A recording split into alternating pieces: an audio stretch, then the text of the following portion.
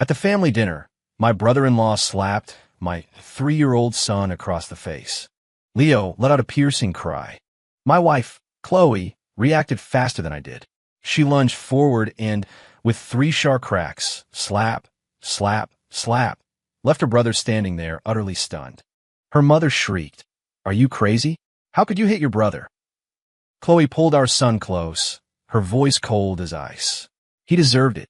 I put a steadying hand on my wife's arm and looked at my brother-in-law, who was already starting to puff up with indignation. I almost smiled.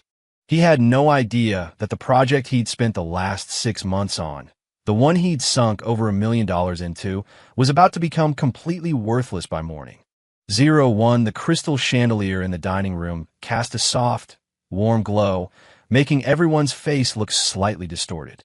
The savory aroma of roast chicken mingled with the sweet scent of glazed ham. It should have been a picture of family harmony.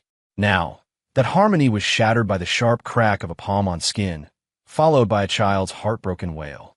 My son, Leo, clutched his reddening left cheek, tears streaming down his small face like broken pearls. He didn't even understand what had happened, only the instinctive shock of pain and fear. The one who'd caused it, my brother-in-law Kyle, was impatiently wiping at his designer white t-shirt. A small, pale yellow smear of applesauce stood out on the chest. "God, shut up. I barely touched you." He snapped, his brow furrowed in disgust, as if Leo's crying was some kind of offensive noise pollution. My wife Chloe's body went rigid.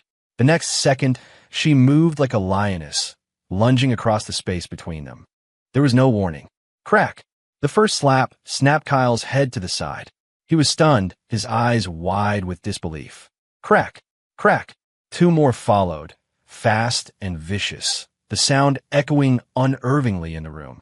Kyle was completely dumbfounded, clutching his face, speechless. The air froze for 3 seconds. My mother-in-law's ear-splitting shriek broke the silence. "Chloe, have you lost your mind? You just hit your own brother." She rushed forward, trying to push Chloe, but stopped short when my wife fixed her with an icy glare. Chloe pulled a sobbing Leo into her arms, shielding him with her body. Her voice was devoid of any warmth. "He deserved it." "How could he deserve it? The kid made a mess on his shirt, that's all. He's your brother." My mother-in-law's voice grew shrill with agitation. The stinging on his face finally brought Kyle back to reality, and his shock turned to rage. "What the hell is wrong with you, Chloe? You're hitting me over this little parasite." The word parasite felt like a poison nail driving straight into my heart. I had been standing silently this whole time. Now, I slowly walked forward. I didn't look at Kyle, nor at my hysterical mother-in-law. I gently took Leo from Chloe's arms. The little guy was still sobbing, and when he saw me, he reached out his small hands, wanting to be held. I pulled him tight against my chest, stroking his soft hair. His cheek was already starting to swell, the clear imprint of 5 fingers a shocking sight. My father-in-law finally spoke, playing his usual role of ineffectual peacemaker. "All right, that's enough. Kyle, you shouldn't get so worked up over a kid. And Chloe, you were too impulsive. You can't just hit people." So fair. The classic blame on both sides argument. Feeling validated, Kyle's arrogance returned. "See, Ethan? Look at her. She's a psycho. I swear to God, I'm going to teach that little brat a lesson he won't forget," he shouted, pointing a finger at Leo in my arms. I lifted my head and, for the first time, looked directly at him. My gaze was calm, so calm it was empty of any emotion. He faltered, the rest of his tirade dying in his throat. I said nothing. I just held Leo, my other hand resting on Chloe's back as she trembled with anger. "We're going home," I said to her. Chloe glanced at me, her eyes red, but she nodded. This dinner was over. As we left, we could hear my mother-in-law's curses and Kyle's yelling following us out. "Ungrateful brat. After all we did to raise you. So what if you have a little money? You're still just a corporate drone." The heater was blasting in the car, but Chloe was still shaking uncontrollably. She stared out the window, silent tears rolling down her cheeks. "It's my fault," she whispered, her voice thick with self-blame and pain. "I didn't protect Leo." I took one hand off the wheel and covered her cold one. "This isn't on you. You did great." I glanced in the rearview mirror at the brightly lit house shrinking in the distance. That wasn't our home. It was a nest, a place that did nothing but take from us, sucking us dry. Trust me, I said softly. Chloe turned to look at me. A passing streetlight illuminated the calm profile of my face. She paused, then nodded firmly. Late that night, Leo was sound asleep, tear tracks still visible on his face. I tucked his blanket around him and went into my home office. Closing the door, I shut out the warm light from the bedroom. I sat in the darkness, picked up my phone, and dialed a number. It was answered immediately by a respectful, slightly nervous voice. Mr. Hayes. My tone was as casual as if I were discussing the weather. I need you to look into a project called Nexus Sphere. Got it. Nexus as in Nexus, Sphere as in SPHERE. Correct, I said, adding, I want everything. Business plan, funding sources, core team, all of it. Specifically, every single investor behind it. Understood, sir. It will be in your inbox by sunrise. I ended the call and tossed the phone on the desk. The night outside was thick as ink. I stared into the blackness, and in my mind, I could see Kyle's face, twisted with delusions of success. You have my son, so I will destroy your world. 02, Chloe barely slept. As dawn broke, she was sitting up in bed, her eyes bloodshot. Ethan, she said, her voice a quiet, exhausted whisper. I don't want to go back to that house ever again. I poured her a glass of warm water and sat beside her. Okay, I said, without a hint of hesitation. We won't. She looked at me, her eyes a mix of guilt, relief, and a bit of uncertainty. My mom. They're going to keep causing trouble. I'll handle it. I pressed the glass into her hands. This woman was a capable department manager at work and a mother who would physically defend her son. But I knew that when it came to her family, she was always the one who got hurt the most. Do you think I'm a terrible daughter? She asked, her voice small, like a child who'd done something wrong. I thought back to our wedding. Her mother had demanded a gift of $100,000. She said it was for Chloe's security, a family tradition.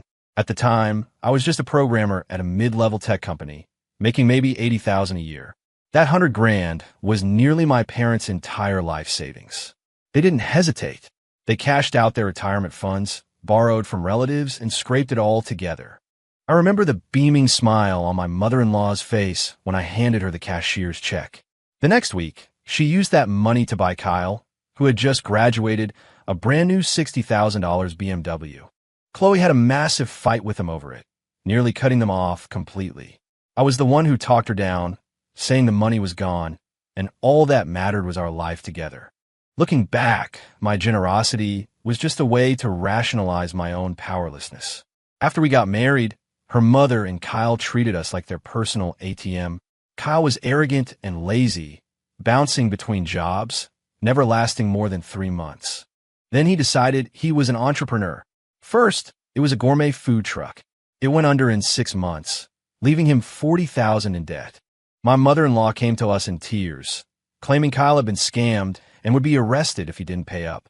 Chloe's heart softened, and we used our down payment savings to bail him out. The second time, it was some kind of drop-shipping streetwear brand. The venture cost him another $50,000. This time, Kyle came directly to me, waiting outside my office building with an air of entitlement. Hey, Ethan, I'm in a bit of a tight spot. Just Venmo me $50,000 to tide me over, he'd said. It wasn't a request. It was a notification. I asked him when he planned to pay it back. He scoffed, looking me up and down. What's the big deal? My sister married you. You're supposed to help me. Besides, when my company goes public, this will be pocket change. That was the first time Chloe and I fought over her family. I refused to give him another dime. It was a black hole. Chloe cried, saying she was trapped in the middle, torn between her brother and her husband. In the end, we gave him the money. It came from Chloe's personal savings, money she'd worked for years to build up. I still remember her standing on the balcony for a long time after she sent the transfer, just staring into space. After that, Kyle's attitude toward me shifted from simple disdain to outright contempt. He saw me as weak, pathetic, a man who had to rely on his wife to solve problems.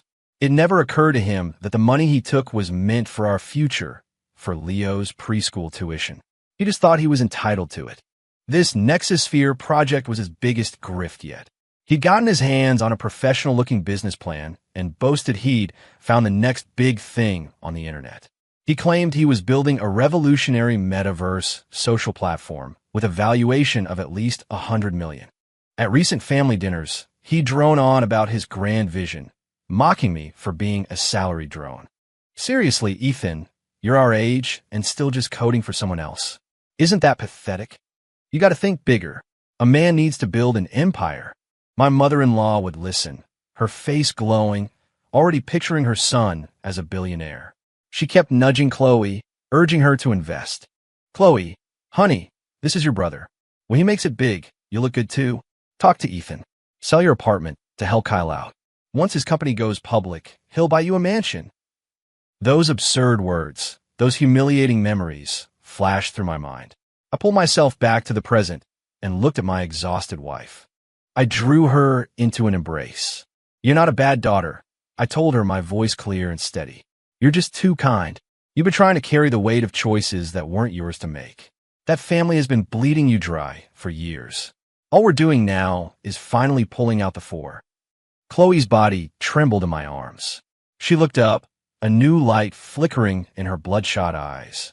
Ethan, if my brother really goes down this time, will you think I'm? I gently pressed a finger to her lips. No. I looked her in the eye, my expression serious. I'll only think that we can finally start living our own lives. No matter what I decide to do, you'll support me, right? She asked. I smiled. I'm always on your side. She smiled back, a weary smile that finally held a glimmer of hope.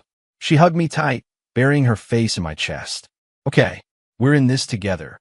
In that moment, any lingering hesitation I had about family ties vanished. Some people don't deserve forgiveness, and some debts must be repaid in the most painful way possible. 03 morning light streamed through the blinds, casting stripes across the office floor. My laptop screen showed a PowerPoint template for a quarterly report. To any observer, I was just an average employee getting an early start on a presentation. In reality, my focus was on an encrypted email I'd just received on my phone. The sender was my highly efficient executive assistant. The subject line was simple: preliminary due diligence, Nexus Sphere. I opened the attachment, a 30-page PDF. While pretending to adjust the font on my PowerPoint slide, I scanned the report out of the corner of my eye. Business plan, team resumes, tech architecture, cash flow, equity structure. An icy smirk crept onto my face. It was exactly as I'd suspected. The so-called Nexus Sphere was a complete and utter fraud. Kyle's vaunted proprietary 3D engine was just code lifted from an open-source engine overseas, with a few superficial changes to the user interface. You couldn't even call it reskin. It was more like putting a Band-Aid on it. The moment it went live and faced real traffic, the servers would crash in under 3 minutes. And his celebrated core founding team, their resumes were a work of fiction. The chief technology officer, who claimed to be from Google's headquarters, had actually worked in their cafeteria for 2 years. The chief operating officer, who boasted of being an early employee at a unicorn startup, had been a door-to-door salesman there for 3 months before being fired for poor performance. The entire team was a motley crew, a hastily assembled sham. The report was more thorough than I could have hoped. It even included a copy of the lease agreement for the tiny 120-square-foot office Kyle was renting in a prestigious building in the financial district to keep up appearances. First month, last month, and security deposit, he was paying over $5,000 a month just for the address. He'd really gone all in on the facade. The project's only redeeming feature, its only cover, was the investment he'd secured. The report showed a total investment of $10 million. $500,000 was from money Kyle had scraped together, likely from high-interest online loans. The other $9.5 million came from a firm called Apex Ventures. The man in charge, Rick Hoffman.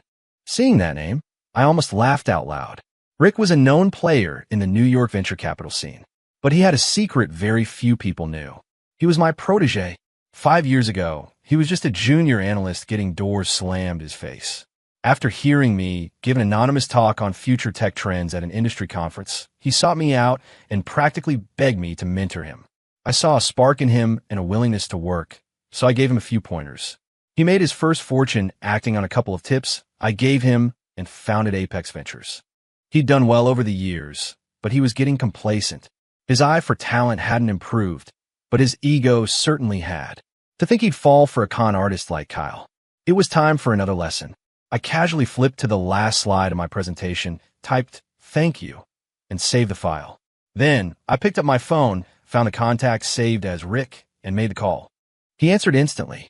"Ethan, I'm surprised to hear from you. What's up? Got a new directive for me." Rick's voice was deferential, buzzing with an excitement he couldn't hide. I leaned back in my chair. "Nothing major. Just checking in. Seen any interesting projects lately?" "Man, I've seen a ton, but it's mostly garbage. These kids today all hype. They pitch you a concept and ask for 100 million, he grumbled. I chuckled, as if a thought had just occurred to me. Really? I heard about one called Nexosphere. Metaverse social platform. Sounded pretty decent. There was a pause on the other end. "Ethan, you know about that project?" Rick's voice was a mix of surprise and pride. "Oh, so you invested?" I asked, feigning ignorance. "I did. Just signed the letter of intent. Putting in 9.5 mil. The concept is cutting edge, and the team's background is, well, it's decent." He hesitated slightly on the team's background. So he wasn't a total fool, just blinded by the pitch. I let out a soft laugh, deciding to cut to the chase. "Rick, do you remember the first lesson I ever taught you 5 years ago?" "Of course. You said you don't invest in the concept, you invest in the people and the integrity of the data," he recited instantly. "Good. You haven't forgotten everything." I paused, my voice turning cold. "So, did you bother to check if their proprietary engine is built on the open-source Odyssey framework, version 3? 1. 2. Dead silence on the other end. I could hear Rick's breathing becoming heavy and ragged. I continued, my voice even. "Did you ever consider what happens to their data latency when they get more than 1,000 concurrent users? And their CTO? Did you ever run his name through Google's actual employment records?" Each question was a hammer blow, striking Rick right in his professional pride. I could picture him, pale and sweating. After a full 30 seconds, he finally spoke, his voice trembling. "Ethan." I. That's enough. I cut him off. "You know what you need to do. Edo. I'll take care of it right now." "Thank you, Ethan. You just saved my ass." His voice was filled with the relief of a man who just dodged a bullet and immense gratitude. "Remember, it's a small world, Rick. Your reputation is worth more than your money," I said quietly, and hung up. I stood and walked to the window, pulling the blinds open. Sunlight flooded the room. I deleted the call from my log, as if it had never happened. Then I walked out of the office and into the kitchen. "Leo, buddy, Daddy's making you some oatmeal." My voice was warm, filled with domestic tranquility, as if the man who had just decided the fate of a multi-million-dollar project over the phone was someone else entirely. 04 Meanwhile, in a completely different world, the music in a VIP suite at one of New York's most exclusive nightclubs was deafening. Kyle, surrounded by a posse of so-called buddies, held a glass of expensive whiskey, his face flushed with triumph. "Kyle, you're the man. 10 million in funding, just like that. Seriously, a guy like Rick Hoffman is backing you. We're all going to be rich riding your coattails. When Nexosphere has its IPO, don't forget us little guys." The flattery was intoxicating, music to Kyle's ears. He swirled the whiskey in his glass, feeling like he was on top of the world. He thought back to the humiliation at dinner the night before and sneered. That psycho Chloe and that pathetic loser, Ethan. What did they know? They were destined to struggle their whole lives, always looking up at him. The first thing he'd do when his company took off was buy their crappy little apartment and have it demolished right in front of them. He'd show them who was boss. "Don't you worry," he declared, waving his glass expansively. "When my company goes public, everyone here gets a piece." The room erupted in cheers. Right at the peak of the celebration, Kyle's phone rang. He glanced at the caller ID, Rick Hoffman's assistant. A wide grin spread across his face. They were probably calling to schedule the signing of the final papers. He cleared his throat theatrically and held up a hand to quiet the room. "Yeah, this is Kyle. What's up?" His tone was perfectly calibrated to sound busy, but in control. The voice on the other end, however, was not friendly. It was cold and clinical. "Mr. Kyle Jennings? This is the office of Rick Hoffman at Apex Ventures. I'm calling to formally notify you that, following a final review by our investment committee, we are terminating all interest in the Nexosphere project. A formal letter of withdrawal will be sent to you via email and courier within the hour. Click. The line went dead. Kyle stood frozen, phone still pressed to his ear, the smile locked on his face. The music was still blasting, the lights still flashing. But in his eyes, the world had just gone silent and gray. Terminating interest? Letter of withdrawal? Was he hearing things? His friends noticed his expression. What's up, Kyle? Did Hoffman want to invest more? Kyle didn't answer. With a trembling hand, he tried to call the number back. We're sorry. The person you have called is unavailable at this time. The robotic voice repeated itself over and over. He tried Rick Hoffman's personal cell. It went straight to voicemail. A terrifying panic, cold and suffocating, seized his heart. This was impossible. Everything was fine yesterday. Rick had been clapping him on the back, talking about the celebration they'd have after the IPO. How could it all change overnight? Kyle? Dude, you're scaring us. What happened? Kyle shoved his friends aside and bolted from the room. He had to find Rick. He had to talk to him face to face. There had to be a mistake. And me? I was in my kitchen, humming a tune while flipping an egg in a pan. Leo was hugging my leg, looking up at me. Daddy, can we go to the park today? I turned off the stove, scooped him up, and kissed his cheek. Of course, buddy. Right after breakfast. It was a beautiful day, wasn't it? 05 Kyle raced to the financial district like a man possessed. The familiar, gleaming lobby of the office tower now felt like an impenetrable fortress. The receptionist's professional smile seemed to mock him. Sir, do you have an appointment? I need to see Rick Hoffman. I am Kyle Jennings. From Nexus Sphere, he panted, leaning on the marble counter. The receptionist checked her computer, then shook her head apologetically. I'm sorry, Mr. Jennings, but Mr. Hoffman has cleared his schedule for the day. He's not seeing anyone. That's impossible. Get him on the phone. We're friends. Kyle's voice rose to a desperate shout as he slammed his hand on the desk. 2 large security guards immediately moved in, flanking him. Sir, please remain calm, or we'll have to escort you from the premises. The cold warning brought a sliver of clarity. He allowed the guards to escort him out, stumbling onto the cold pavement. The early spring wind had a chill to it, and he shivered. He stared up at the skyscraper, feeling a profound sense of hopelessness for the first time in his life. His phone buzzed. It was a new email. The subject line read, Formal Notice of Termination of Investment Agreement. The digital letter was a death sentence, shattering his last shred of hope. Why? He couldn't understand it. How did this happen? Yesterday was a golden road to success. Today was a cliff edge. Of that $10 million valuation, 9.5 was from Rick. The other 500,000 was everything he had. No, it was more than he had. It was maxed out credit cards, high-interest payday loans, and even a second mortgage he'd convinced his mother to take out on her house.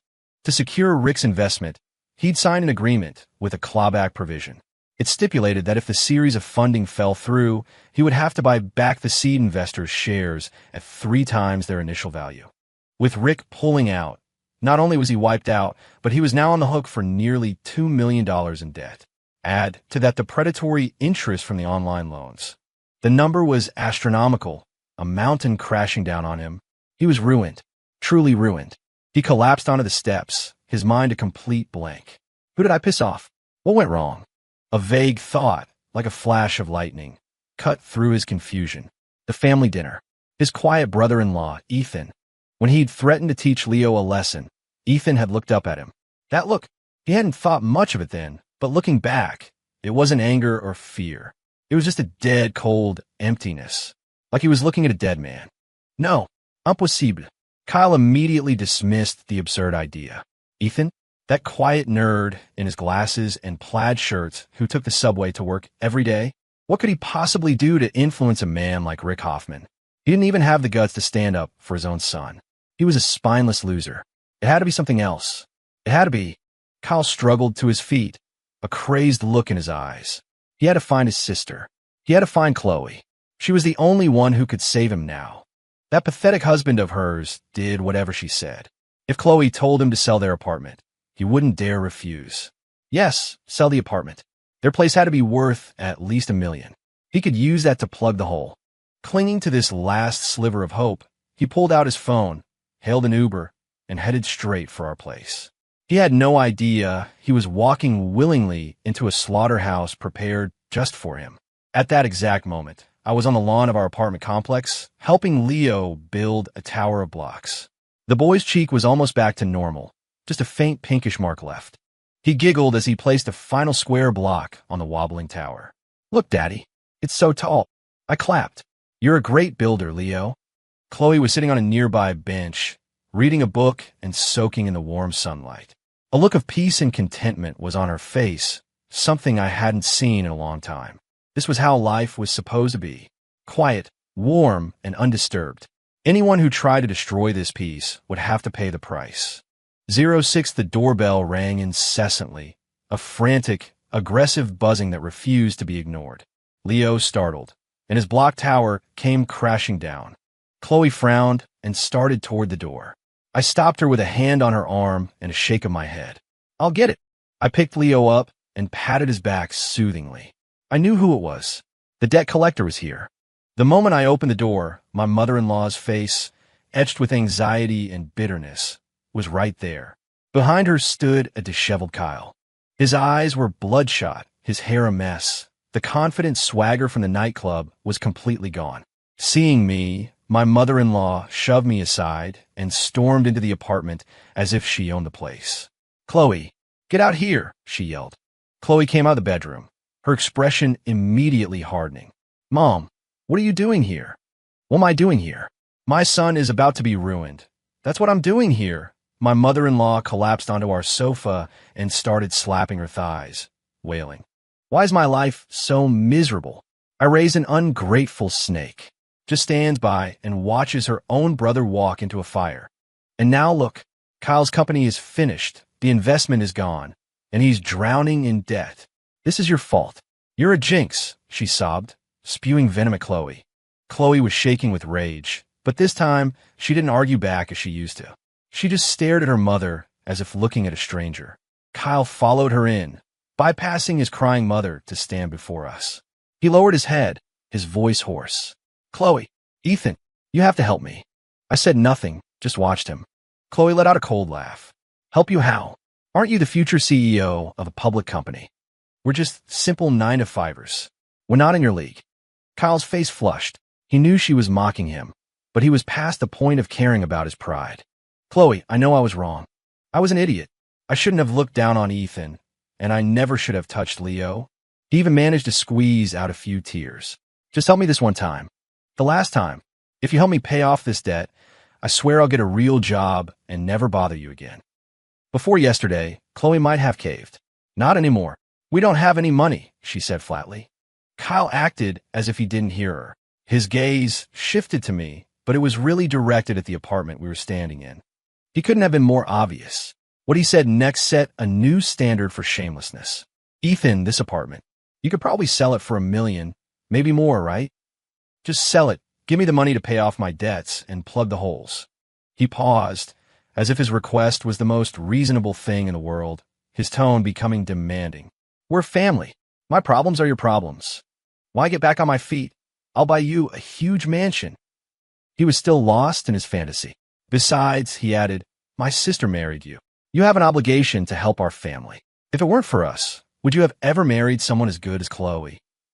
The sheer audacity of his speech made Chloe laugh.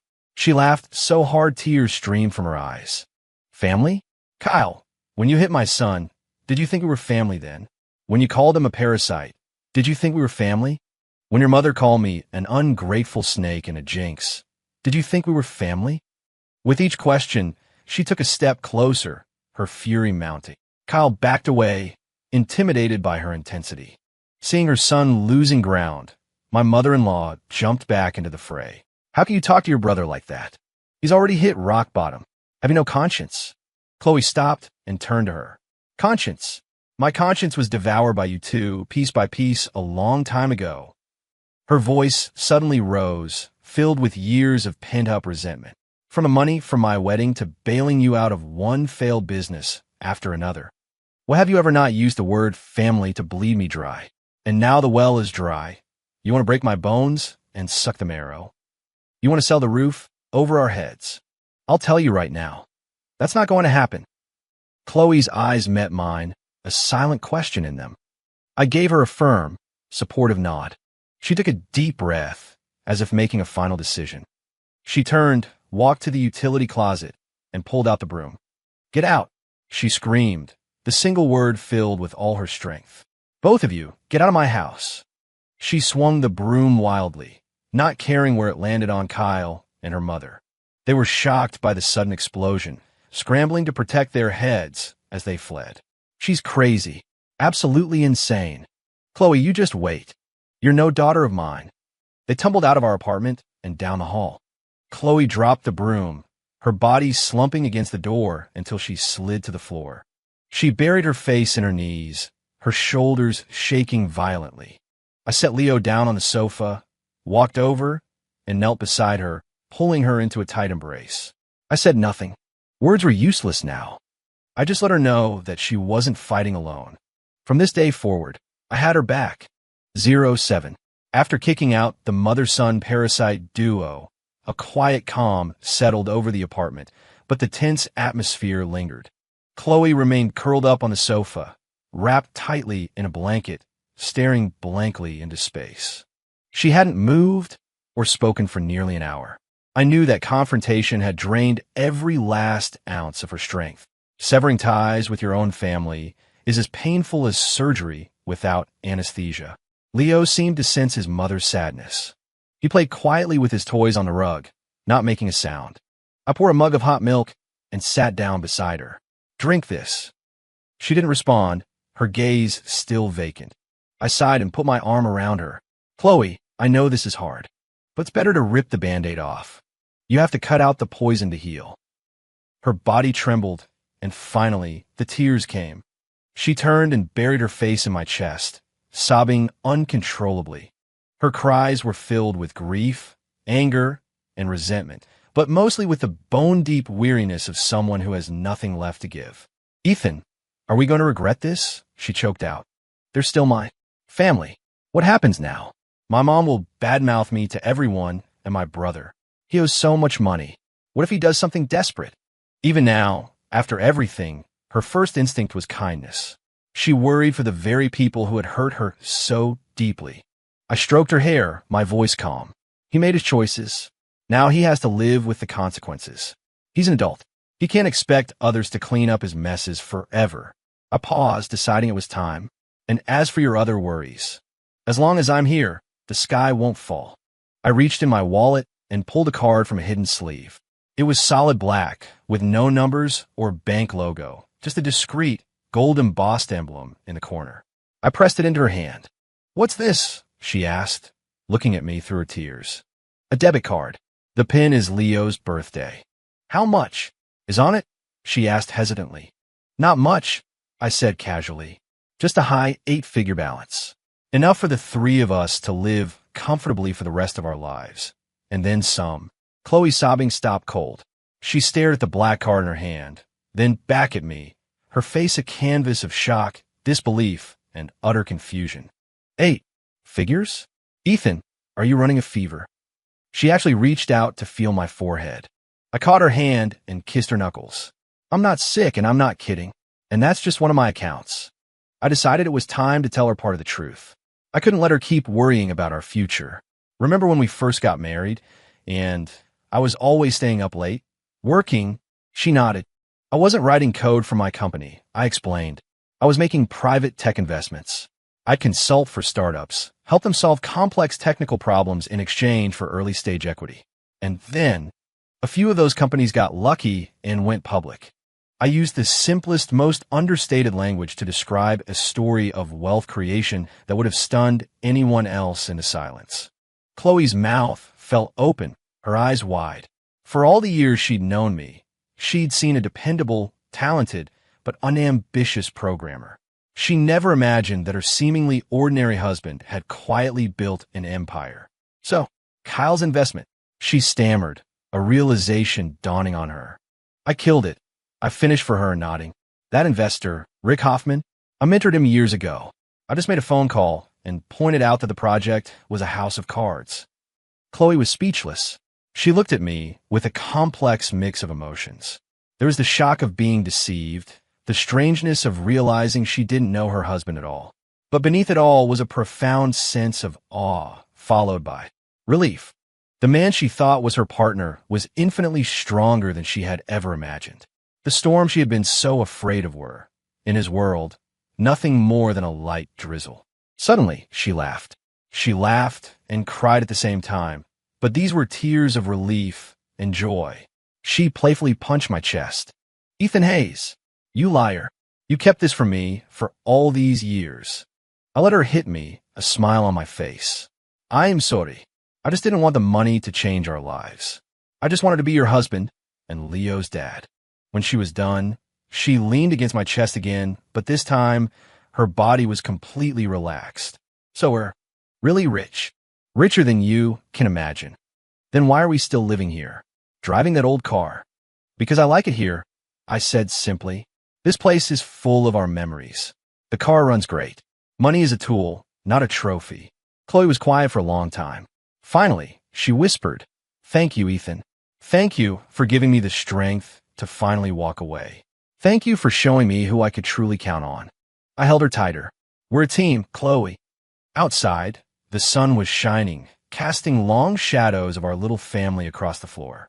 08 Kyle's downfall was faster and more brutal than he could have ever imagined. Rick Hoffman pulling his investment was just the first domino. Soon, the debt collectors, with their keen sense of smell, came calling. At first, it was just threatening phone calls. When Kyle couldn't pay, they escalated their tactics. Red paint was splashed across the front door of his mother's house, with the words "Pay Up" scrawled in huge, dripping letters. Flyers with Kyle's driver's license photo and personal information were plastered all over the apartment building's hallways. My mother-in-law, a woman who valued appearances above all else, couldn't leave her home without facing the pointing fingers and whispered gossip of her neighbors. But that was just the beginning. A few days later, a group of menacing-looking men kicked in their door. They took anything of value and smashed the rest. When my mother-in-law tried to stop them, the leader shoved her to the ground. "Listen, old lady, if you don't pay, next time it won't be just your furniture we're breaking. We know where your son works, and we know what preschool your grandson goes to." That final threat shattered her last shred of composure. She collapsed in the wreckage of her living room, sobbing. To escape the creditors and pay off the most predatory of the online loans, she had to make a painful decision. She sold the house she had lived in for 30 years. The place she had been so proud of, the one she planned to give to Kyle when he got married. Because she was desperate, the real estate agent lowballed her on the price. After paying off the debts, there was almost nothing left. She and Kyle went from being homeowners to being homeless. They ended up renting a damp, sunless basement apartment in a rough part of the city. The place reeked of mildew, the walls sweating with moisture. Kyle went from being a trendy entrepreneur in designer clothes to a deadbeat who was afraid to answer his phone or leave the house. The buddies who had toasted his success now avoided him like the plague. They ignored his texts, blocked his calls, and disappeared. He finally understood what rats fleeing a sinking ship meant. The crushing weight of his debt and the humiliation of his fall from grace nearly broke him. He suffered from insomnia and started losing his hair in clumps. At 25, he looked 40, his eyes dull and filled with despair. Seeing her son in this state was torture for my mother-in-law. She thought about begging Chloe for help, but the memory of her daughter's furious eyes and the swinging broom stopped her. She knew that door was closed to her forever. With no other options, Kyle was forced to look for a job. But years of entitlement had made him unemployable. He was too proud for manual labor and unqualified for any professional work. He finally had to settle for becoming a DoorDash driver. He put on the bright red uniform, got on a rattling e-bike, and started navigating the city streets. He endured wind, rain, and scorching sun. He had to grovel for 5-star ratings and got docked half a day's pay for a single late delivery. For the first time in his life, he understood how hard it was to earn a dollar.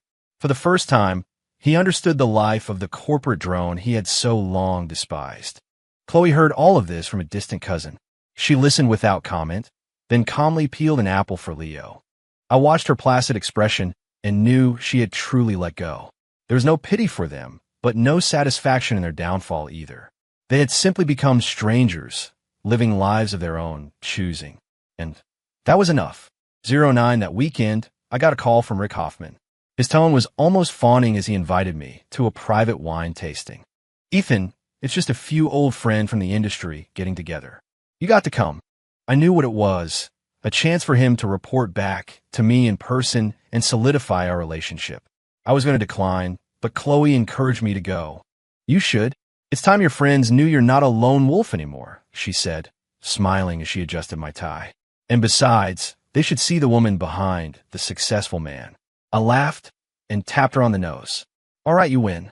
The event was held an exclusive, members-only club with tight security. The guest list was a who's who of the nation's top investors. I swapped my usual plaid shirt and chinos for a bespoke suit Chloe had picked out for me and left my disguised glasses at home. When I walked in with Chloe, elegant in a black evening gown, on my arm, we instantly became the center of attention. Rick was the first to greet us, his smile a bit too wide. Ethan, so glad you could make it. And this must be Mrs. Hayes. You look absolutely stunning. You two are a perfect match. His flattery was smooth and practiced. I smiled and made the introduction. My wife, Chloe. Chloe extended her hand gracefully. Mr. Hoffman, it's a pleasure. Ethan speaks very highly of you. Rick looked thrilled as he shook her hand, then guided us into the main room. People kept coming up to us. Ethan, long time no see. You're looking well. Mr. Hayes, that green energy project you mentioned? We're looking into it. Brilliant insight, as always. They looked at me with a mixture of respect and awe. Here, I wasn't Ethan the quiet programmer. I was Mr. Hayes, a legend in the investment world, a mythical figure with a golden touch and an almost supernatural ability to pick winners. Chloe held my arm, absorbing the attention with a polite smile, but I could feel her hand gripping me tightly. I knew she was trying to process this other side of me. I gently patted her hand, giving her a reassuring look. Later, in a quieter corner, Rick found a moment to speak with me alone. He poured us champagne and then cautiously brought up the subject. Ethan, about that Kyle Jennings situation. It's all been handled. No loose ends. I sipped my drink, saying nothing. He probed further. I heard. He's your wife's ex-brother. Chloe corrected him coolly from beside me. Rick's eyes widened in understanding. Ah, I see. That explains it. He shook his head. The kid is a fool. To have a brother-in-law like you and not realize it. He really brought this on himself. He glanced at me, trying to read my expression. This whole thing, was it because... I raised my glass and gently clinked it against his, cutting him off. I watched the bubbles rise in the golden liquid and smiled. I'm a simple man, Rick. I just don't like projects with fundamental flaws. My voice was quiet, but loud enough for the other industry titans who were pretending not to listen to hear. They exchanged knowing glances. They understood. Mr. Hayes was saying that Kyle Jennings, and by extension his family, were blacklisted, not because of a personal grudge, but because they were fundamentally flawed. That designation was more damning than any personal vendetta. It meant that in the entire investment community, from New York to Silicon Valley, the Jennings family had been handed a life sentence. No funding, no partnerships, ever. A bead of sweat trickled down Rick's forehead. He was more grateful than ever that he'd made that call. You're absolutely right, Ethan, he said quickly. The quality of the project and the character of the founder are what matter most. I just smiled and turned to Chloe. Here, try this vintage. It's excellent. It was as if the man who had just sealed a family's fate wasn't me at all. I was just a husband, enjoying a night out with his wife. 10. With the toxicity of the Jennings family removed from our lives, we found a peace we had never known. I continued my routine of going to work, which meant driving to my private, unlisted office downtown, where I managed my global portfolio and held video conferences with top financial minds from around the world. Chloe quit her job. I gave her the seed money to start her own design studio, a passion she'd always dreamed of pursuing. With no boss to answer to and no sales targets to meet, she blossomed. A new confidence radiated from her. We had more time for Leo. We took him to the aquarium, the science museum, and on weekend hiking trips. His smile grew brighter every day. Just when we thought we had finally put that chapter behind us, a phone call shattered the quiet. It was Chloe's mother. Her voice was weak and frail. She said she was sick, seriously ill, and lying in a hospital bed with no one to even get her a glass of water. She didn't mention Kyle or money. She just talked about Chloe's childhood, how she raised her, how she carried her through the streets when she was sick, how she scrimped and saved to send her to college. Every word was a guilt trip, a form of emotional blackmail. Finally, her voice dropped to a pathetic plea. Chloe, I know I was wrong. I really do. Can you please just come see me? Just once. I don't think I have much time left. Chloe hung up the phone, her face pale. She looked at me, her eyes filled with turmoil. She's using my entire childhood to guilt me. I watched her, saying nothing. I knew that no advice I could give would help. This was a battle she had to fight on her own. Whatever she decided, I would support her. That afternoon, Chloe stayed in our bedroom for hours. When she finally emerged, her eyes were red, but her expression was resolute. I'm going to the hospital, she told me. Okay, I'll go with you. No, she said, shaking her head. I have to do this alone. There are things I need to say to her myself. Watching her walk out the door, I knew she had made up her mind. An hour later, Chloe returned. She was calm. She told me her mother had a bad case of pneumonia, but it wasn't life-threatening. Kyle wasn't there. Apparently, he had crashed his e-bike and was in another hospital with a broken leg. Her mother was alone in the room, looking frail and pathetic. When she saw Chloe, she started to cry, then curse, calling her ungrateful and cruel. Chloe didn't argue. She just listened silently. Where her mother had exhausted herself, Chloe finally spoke. She told her she had already paid for all the hospital bills and any subsequent rehabilitation costs. Then, she placed a bank card on the bedside table. Mom, there's $200,000 on this card.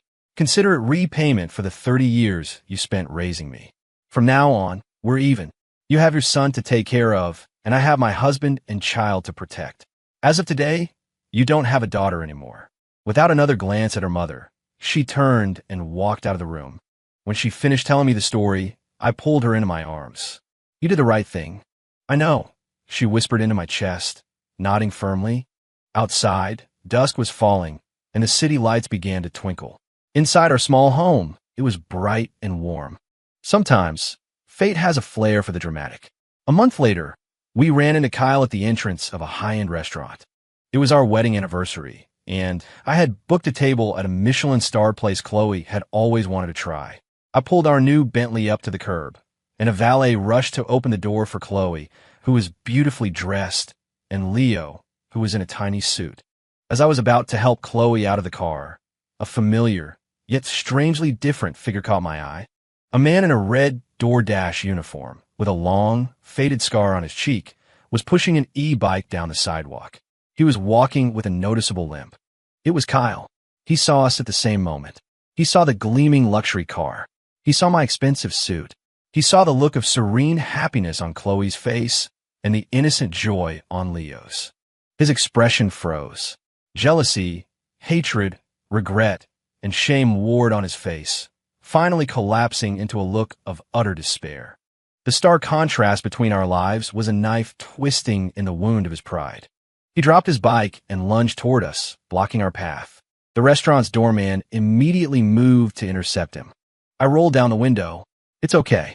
He's a distant relative. I got out of the car, closing the door to keep Chloe and Leo separate from the scene. I walked over to Kyle. He stared at me, his lips trembling, unable to speak. The man he had once scorned now stood before him like an insurmountable mountain. His cheap, stained uniform next to my tailored suit was a glaring symbol of their reversed fortunes. Ethan, he finally managed to choke out. Then he did something I never expected. He dropped to his knees. Ethan, I'm so sorry. I was wrong, he wailed, clutching at my pant leg. I shouldn't have hit Leo. I shouldn't have treated you like dirt. I shouldn't have been so stupid. Please forgive me. Just give me one more chance. I can't live like this anymore. I'm at the end of my rope. I'll do anything. I'll be your slave. I'll do whatever you want. Just please help me. For the first time in his life, he bowed his arrogant head. I looked down at the man sobbing at my feet. I felt nothing. No satisfaction, no pity. It was like watching a play. My voice was quiet, but clear. The moment you laid a hand on my son, you sealed your own fate. I gave you more chances than you deserved. You threw every single one of them away. I pried his fingers from my trousers and took a step back. Everything you're going through now, you didn't get from me. You earned it yourself. The last shred of dignity you have left is to take responsibility for your own actions. Without another glance, I turned my back on him. I walked back to the car, opened the door for my wife, and holding her hand in my son's, walked into the brightly lit restaurant. I never looked back. I had done all I could for him. His life, for better or worse, was no longer my concern. 12. That encounter at the restaurant was the last time we ever saw Kyle. We later heard that he got into a fight at work and ended up even deeper in debt. To pay it off, he left the city and took a manual labor job at a remote construction site somewhere down south. The work was grueling, but at least it was a living. Word was that the years of hard labor finally sanded down the rough edges of his arrogant personality. After leaving the hospital, my mother-in-law never contacted us again. She lived alone in that dark basement apartment, surviving on the $200,000 Chloe had left her. Whether she ever felt regret, we never knew, and we didn't care to find out. Life for our family returned to a beautiful, quiet normal. I continued to play the part of an average office worker, driving my old, unassuming car to my private office each day. Chloe's design studio flourished, and she began to make a name for herself in the industry. But she turned down most of the lucrative commercial offers, choosing to prioritize her family. Leo was enrolled in a wonderful international school. He was a happy, outgoing, and kind little boy, the memory of that awful day seemingly erased from his mind. One sunny weekend, we took a family vacation to Santa Barbara. The blue ocean, the golden sand, the white gulls soaring overhead. Leo ran barefoot along the shore, chasing the waves, his giggles carrying on the breeze. Chloe, in a long sundress and wide-brimmed hat, leaned against my shoulder, her face a portrait of serene contentment. "This is nice," she whispered. "Yeah," I agreed. "It really is." I watched my son playing in the distance and felt the warmth of my wife beside me, a sense of peace settling deep in my soul. The turmoil and hurt of the past had receded like the tide, leaving no trace. I pulled Chloe closer and whispered in her ear, "No one will ever hurt you or Leo again. I promise."